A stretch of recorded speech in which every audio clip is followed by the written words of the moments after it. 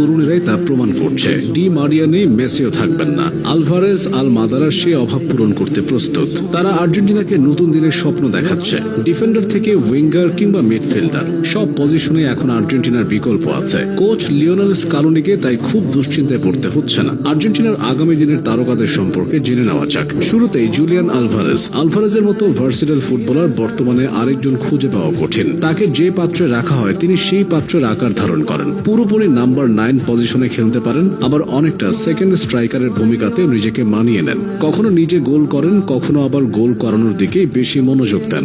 নিজে একটা শট নিলে বিপরীতে 4টা সুযোগ তৈরি করেন। আলভারেজ হলেন আর্জেন্টিনার হৃৎপিণ্ড। 2022 বিশ্বকাপ থেকে ফুটবলে তার অপ্রতিরোধ্য যাত্রা অব্যাহত আছে। দেশের হয়ে সব রকম ট্রফি জিতেছেন, ক্লাব ফুটবলেও তিনি সর্বেসর্বা। কিছুদিন আগেও থিয়াগো আলমাদাকে নিয়ে খুব বেশি আলোচনা ছিল না আলবিসি রেস্তার সমর্থকদের মাঝে। তবে 23 বছর বয়সী এই ফুটবলার নিজের সামর্থ্যটা প্রমাণ করেছেন। বল পায়ে জোরালো শট যেমন নিতে পারেন, তেমনি ড্রিবলিংয়েও তিনি দুর্দান্ত।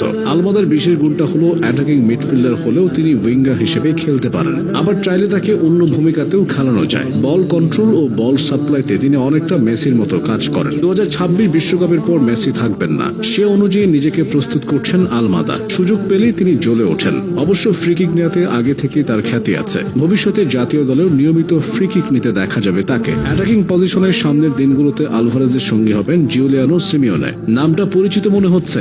জিউলিয়ানো মূলত অ্যাটলেটিকো মাদ্রিদ কোচ দিয়েগো সিমিওনের ছেলে, তবে বাবার পরিচয় নয়, তিনি নিজের যোগ্যতায় এতদূর এসেছেন। সেন্ট্রাল ফরওয়ার্ড হলেও অ্যাটাকিং জোনের সব পজিশনে নিজেকে মানিয়ে নিতে পারেন জিউলিয়ানো।